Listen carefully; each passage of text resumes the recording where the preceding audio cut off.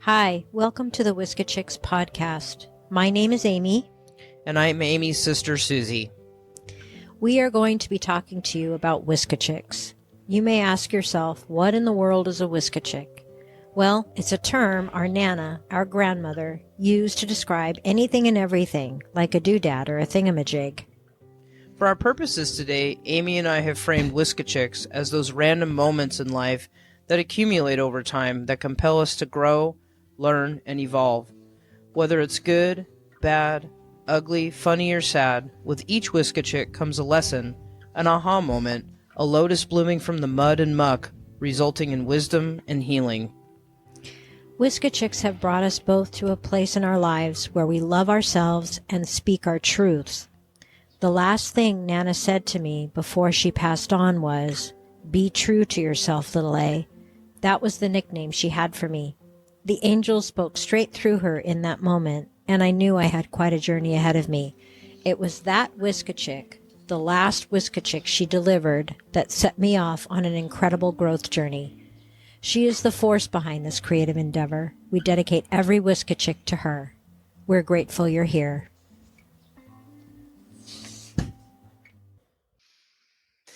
Hello, everybody, and welcome to the Whiskey Chicks podcast. I'm Suzie. And I'm Amy. And here we are, episode 29. So today is October... 9 plus 2 is 11. Oh, God. Sorry, we were just having a conversation about the number 11 11s. Before we started, They're I digress. Everywhere. So today is October 9th of 2024.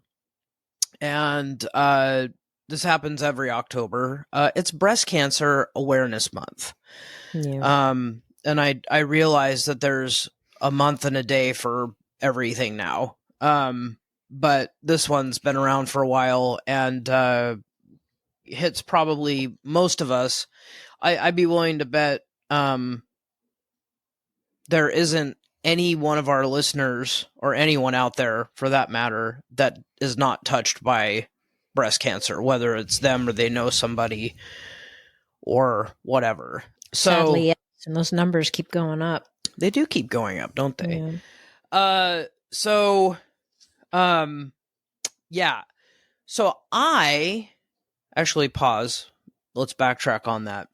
2009, our mother was diagnosed with breast cancer. And that triggered, obviously, putting Amy and I on alert.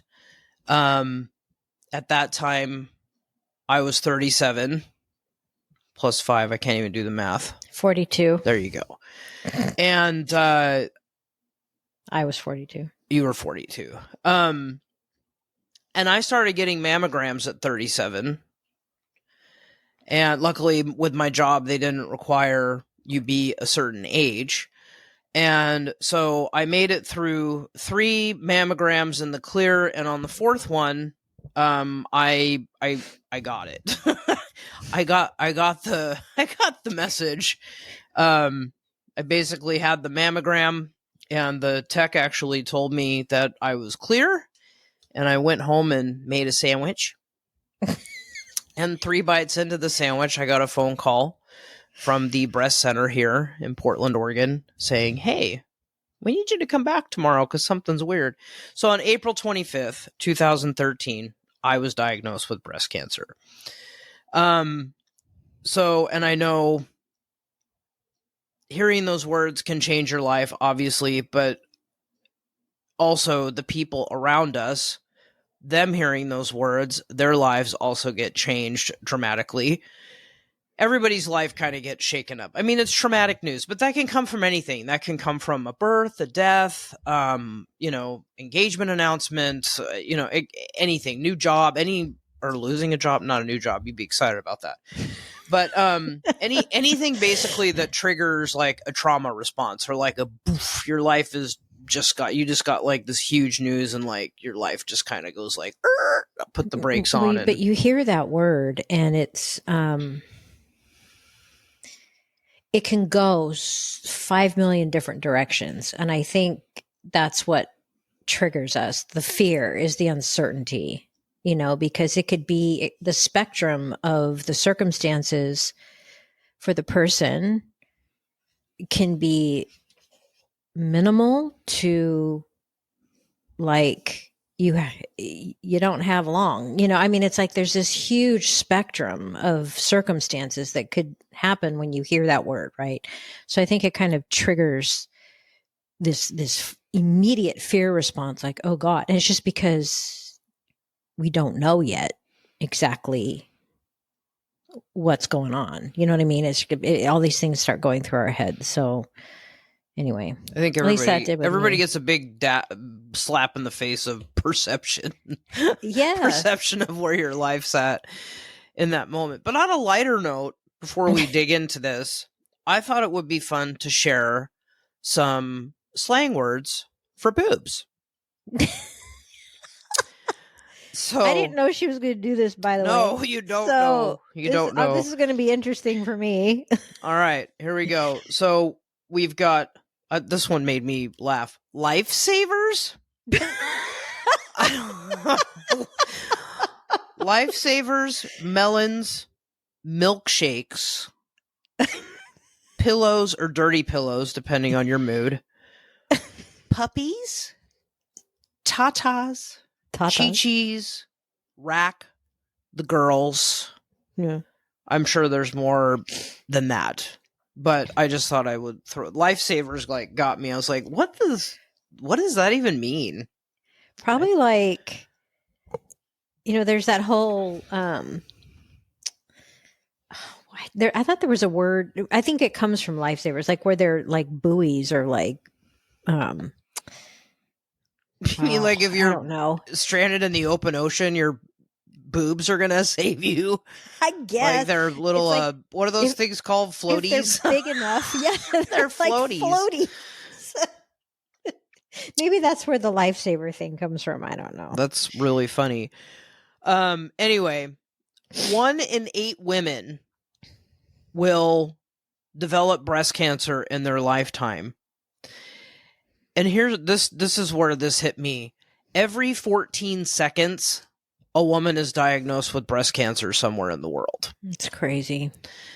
And, you'd think the numbers would be going down because of the way medicine has evolved, but they're not. They're going up. And I mean, I have some theories about that, which I may or may not share, but there is one thing I want to put out there, and that is I do not agree with the proposed age range that women should start getting mammograms. And I'll tell you why. In my life, my cancer life, I should say, which is now on 11 years, the one demographic that gets completely ignored is the under 40. Like I've met so many young women, ages 25 to like 30 something. And they really feel like, I mean, imagine hearing that. Imagine getting a cancer diagnosis at 25 of any kind. But, you would never think to get a mammogram. So my point to that is we all are at risk for cancer because we all have cancer cells within our body that may or may not develop into cancer. I opted because it was free. My mom did not do it, but I was tested for the BRCA gene and it was negative. So that was good news for... You were tested for 1 and 2, right? Because there's 2 BRCAs. Yeah. Yes. And so that was good news for Amy and Sophia, my niece, her daughter, Sophia. But at the same time, like, that means that our mom was probably negative. But so, I don't know. It's like, the risk is still there, right? Your mom's had it, your sister's had it. So yes, the gene may not be there that is like pretty much like your percentage is very high to get it. But I'm just saying, like, I think women should get a mammogram whenever they feel it's the right time for them. And I don't think there should be an age on that. Like if you feel something or, you're just worried and want to get a baseline, I don't think a woman should be told like, oh, you can wait till you're like 40 and up. That kind of bothers me. Do you happen to know when they start in Europe? I don't. That would be interesting because you're dealing with a whole different system of medicine. It's socialized, that sort of thing, because here, uh, it's dictated by, oh, when will the insurance cover it? Right. So women wait until the insurance says, okay, you're of age to go get this screening done. And, they dictate because it's expensive to go get a mammogram. I mean, like, how many people are going to whip out their checkbook and pay cash for one? So you're kind of limited by our healthcare system. When is it considered a preventative screening? So I think Susie's looking up right now. I can see her. I am. Actually, she's Googling. I'm scrolling through some answers here, and the 3 top answers all say the same thing, and that's that European guidelines are like us, ages 45 and up. Interesting. That is interesting. Mm-hmm. So, but I'm not going to lie. I never did breast exams. I never did them. I was just like, doesn't apply to me, blah, blah, blah. It's never going to happen to me. Even when our mom was diagnosed, I still did not do them because I was getting mammograms. But the little scary thing about me is that, like I said, I started at age 37, got mammograms on the 4th. So like year to the day, I got mammograms. So that 4th one where I actually was diagnosed with cancer and I had 3 lesions in my right breast. That popped up in a year, right? That popped up in a year. Yeah. So that was alarming a little bit. And, anyway, so I just want to say, like, as someone, cancer's not my first rodeo with medical crap. I've lived a lifetime of being a living medical anomaly. Not my term. That's the term all the doctors and surgeons who have met me have used. But what I have learned is that no matter what guidelines or statistics say, like, you have to be your own advocate for your medical care. And that may mean you go against what doctors are recommending or saying you air quote need. But I have to tell you, like, it's empowering. It's your life, people. That's all I'm saying. Like, it is your life. And I do know, I can say this with confidence. When you get a cancer diagnosis, all the tests and MRIs and imaging in the world does not tell you the actual gravity of your cancer diagnosis until they get in there and see it with their eyes and pull it out and get their clean margins. Yeah, so biopsy it and all that. Yeah, I mean, the biopsy shows it's there. I mean, I started out my journey with the intent to save my right breast, and they found out there was 3 lesions, and I knew I was going to lose my right breast, and I said, please take them both. And that was one of my surgical options, but it was the most, like, dramatic one.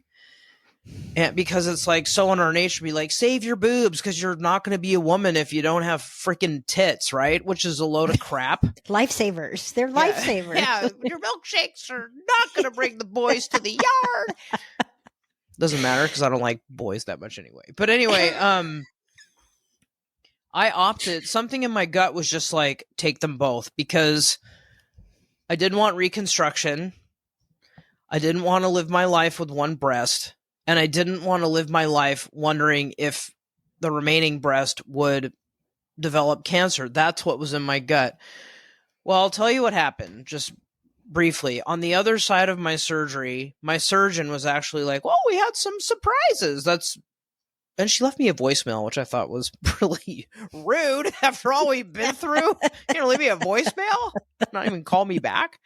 So what ended up happening was, yes, I had the 3 lesions in my right breast, but I also had, because they inject this methylene blue dye into your boob about 3 hours before you have surgery, because then it travels to the lymph nodes. And if your lymph nodes light up blue, that means your cancer has spread.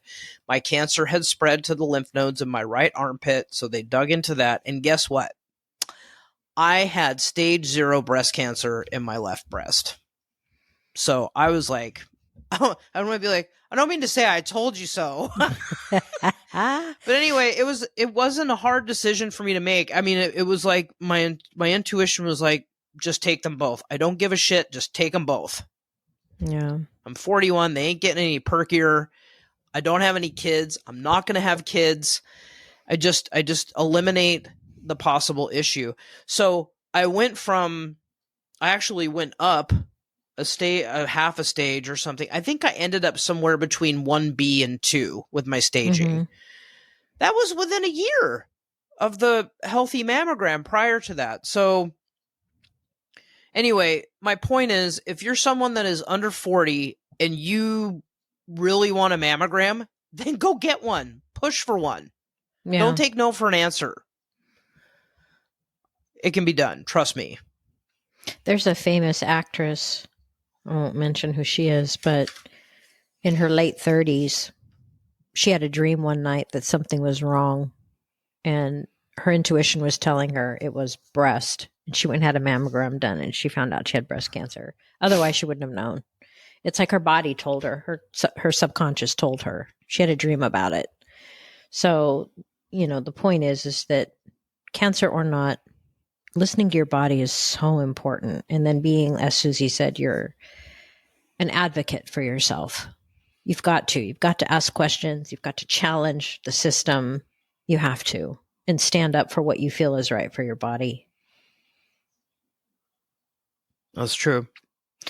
And then, there's also the therapies that oncologists want you to do. And, I again, and everybody's diagnosis is different. There is not one diagnosis that's like the other. And what's funny is that you end up with like, it's HER2 negative, blah, blah, blah. There's all this crap. Mm-hmm. I don't even understand any of it. But what I can tell you is my cancer equation was exactly the same as my mom's. But mine was obviously there was more of it there. So I found that to be interesting. So, and my mom and I had completely different experiences with our breast cancer. But I'm someone that does not give medical advice. I only listen to what my body needs. And so I had 35 or so rounds of radiation that damn near killed me. I refused chemotherapy. And oncologists generally, I believe, try to get you to take tamoxifen. It's the estrogen blocking shit pill for 5 to 10 years. Yeah. I took it for about 6 to 8 months, and it was ruining my life with uncontrollable hot flashes, uncontrollable weight gain, and I was overweight to begin with. My quality of life was in the toilet, and I sought care from a naturopath that happens to work in the Cancer Institute where I was getting all my care, and I started seeing him. And what I did was I took on his therapies and started that modality, which I had never done before. And within a month, I basically told my oncologist, I'm not taking your pills. And she told me that I'll never forget this moment. There's nothing like telling this pedigreed doctor to take their pills and shove it up their ass. I mean, it's so empowering. I can't even tell you, because it's like, I'm looking at this woman that's just highly educated. I don't even want to know how much money she makes. Very nice woman, fantastic oncologist. But it's like, when all of your pathology comes back, you're not a person. You're like female, age 41, blah, blah, blah. And then they decide your recipe for air quote survival. Based on textbooks. And I'm like, well, what about what's best for Suzie? Only I know what's best for Suzie. And if that ends up with me dying because I don't listen to my oncologist, not only is that on me, but I'm still okay with it because it was my decision. Yeah. It just did not feel right because I'm going for quality, not quantity with my life. But anyway, I looked her in the eye and I said, they make you go see your oncologist for like 2 to 5 years. And this is the medical, you have a medical oncologist that does like your chemo and stuff, and then you have a radiation oncologist. And I never really saw the medical oncologist because I refused chemo. So I would pay like my $30 copay to go see her, and then be like, they take my vitals and she'd be like, so how you doing? Doing okay? Okay, great. And then like I'd leave and I'm like, what the hell is the point of this? So when I told her to take her tamoxifen and take a hike, hit the bricks, she looked me in the eye and said, well, that's fine, but just know if your cancer comes back, I won't be able to stop it. And I'm like, do they teach you to talk to people like that in school? Like, what is this fear tactic you're trying to instill on me? And I was like, great. And She's here trying I to am. avoid malpractice. Here She I needs am. to be. Right. She needs to threaten you so she can cover her ass. I didn't understand. But anyway, here I am 11 years later. I am fortunate enough to be here, so I can tell you now at this point, if I got cancer again, it'd be a brand new cancer. Wouldn't even be relative to the breast, so because I don't have them anyway. But my point is that everybody has a different experience with breast cancer, and the truth is, we don't all make it out alive. Sometimes this is what takes us in this life, regardless of what we go through with treatments. And I have sat in meetings and groups with women where I'm like, I don't want to say like on the other side, but more on the healing part of the journey. And they're like back for their second round of having cancer, and they probably have a handful of months to live. It's so surreal to sit next to someone that knows they're going to die. Yeah. So, but the truth is about life, people, no one gets out alive.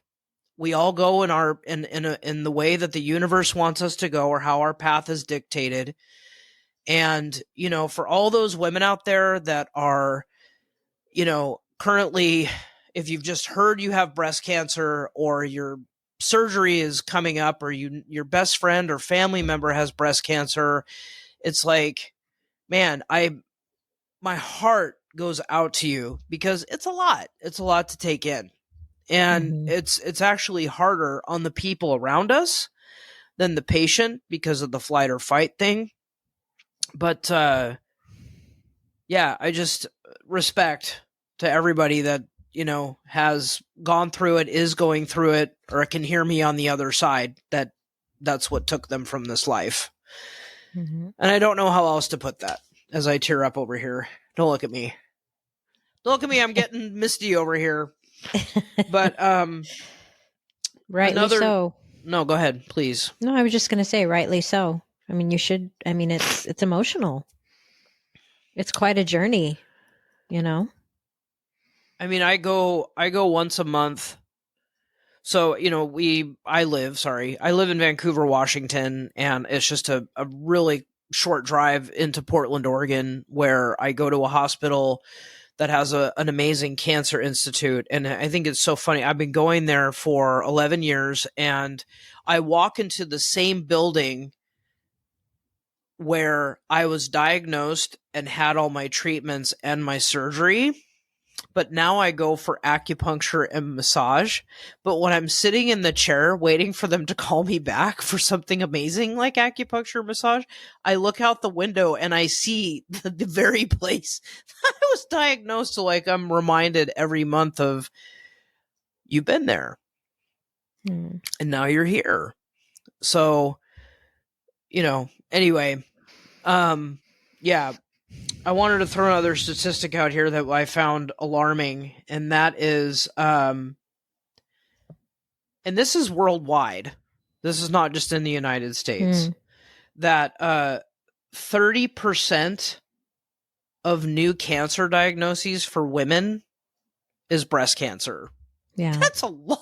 That's a lot.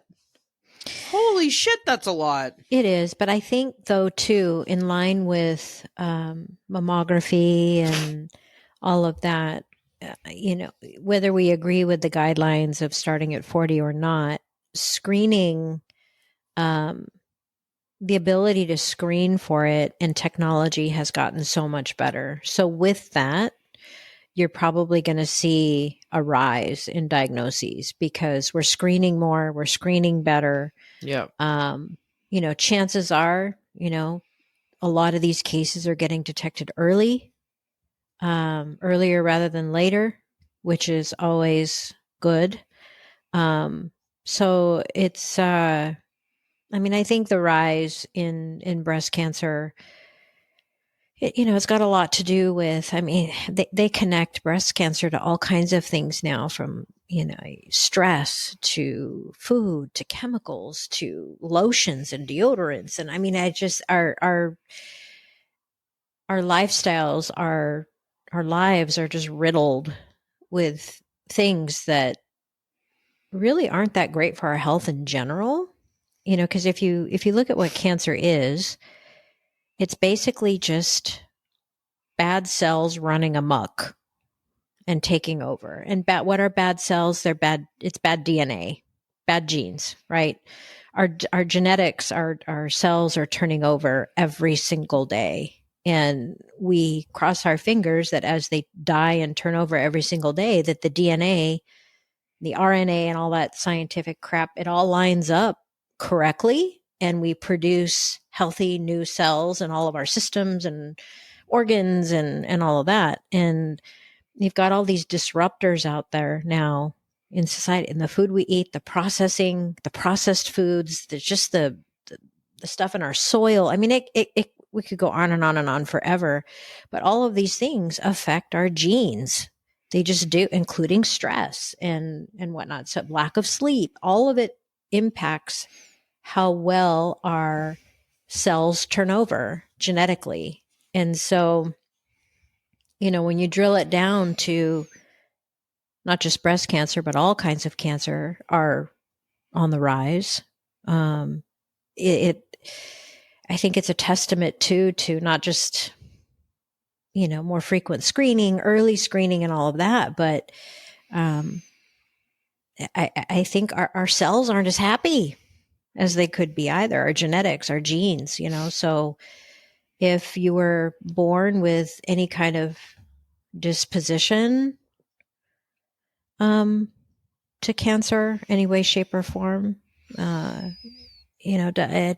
some point, something's going to pull the trigger and the genes are just going to stop working. And so I think that doing everything we can to take care of our bodies and our cells and all of that, super important. But I think the rise in breast cancer in particular is also due to more frequent screening and earlier detection, I think, too, which is good. That's a good thing. So, Yeah. Well, I think that, and this sounds, I feel like really messed up saying this, but it's actually a great time to get a breast cancer diagnosis with how everything has evolved with treatments and what they can do to lessen the impact that it's going to have on you physically. But I do believe to that point, and just kind of going back to how important it is to advocate for ourselves. I had a good friend a few years back, young woman. I don't even think she'd hit 40 yet. Had she hit 40 at that point? I don't know, but she's young. They found a lump, and it was very, very early. And the doctors, there was just, I went with her to a couple of doctor's appointments, and the doctors were just ready to send her to chemotherapy and take really aggressive measures, the oncologists, and my friend, she's got a really nice thick head of hair and down to her, halfway down her back. And she was terrified and she's like, what in the heck? I'm young, I'm this, I'm that. And they they she went and got a second opinion actually from a general practitioner. I don't even, well, was he an oncologist? He might have been an oncologist, but he was an old school. He was an older guy. A lot of the oncologists she was seeing were younger and whatnot. And they were just ready to take off both boobs, send her to chemotherapy, just like really aggressive treatment. And this older guy decided, I think she should go for a biopsy, and it turns out that the biopsy, it was the presence of cancer cell. It was like so minimal and so early that in no way, shape, or form was chemotherapy even indicated. And they basically left it up to her about the mastectomy. And she ended up having a double mastectomy for a number of reasons, which I won't go into. But the point is had she not gone for that second opinion, she would have just followed what this doctor said, and it wasn't even necessary. It was not even necessary. He was taking such an aggressive course with her, and it wasn't necessary. She ended up not having any chemotherapy at all. She had surgery. That was it. She no radiation, nothing. She just had her surgery, and lines were clean. Everything was clean, good to go. So, back to the point of getting a second opinion, advocating for yourself, educating yourself, it's important because doctors will, they, like Suzie said, they'll just go with what the protocol says, listen to your body. I don't mean for this to sound corny or insignificant, but sometimes when I think of doctors, because I've had so many in my life, and surgeons, it's like sometimes you're like a car. You feel like you're a car going to the mechanic. Mm-hmm. And the mechanic just lifts the hood and they're like, yeah, you need blah, blah, blah, blah, blah, blah, blah, blah, blah. And not even like treating you like you, like, hey, I'm a human. Let's have a human moment. Whereas then you have some doctors that like give you options and like talk it through with you and make you feel like you're part of the team, which right. You're the one that's going to be going through whatever you decide. So, that is important. So there has to be a balance there. But, I think I've always had like a really, for me personally, a healthy relationship with my cancer diagnosis.